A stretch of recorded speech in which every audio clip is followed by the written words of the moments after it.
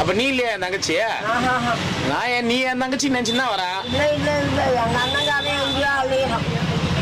அண்ணங்கார அலையிட்டோம்.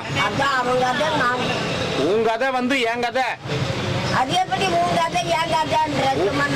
சும்மா நாள் இல்ல, எழுதி வச்சது அப்படிதான். நீ தான் எனக்கு தங்கச்சி. பிறந்தாலும் பிறக்கலனாலும் கூட பிறந்த தங்கச்சி நீ தான். கூட பிறக்காத தங்கச்சி நீ தான். விஜயா கிடையாது, விஜயா தான் என் தங்கச்சியா? சரி பரவாயில்ல, ரெண்டாவது தங்கச்சி ஏத்துக்கிறேன். ஏன் பிடிக்கல?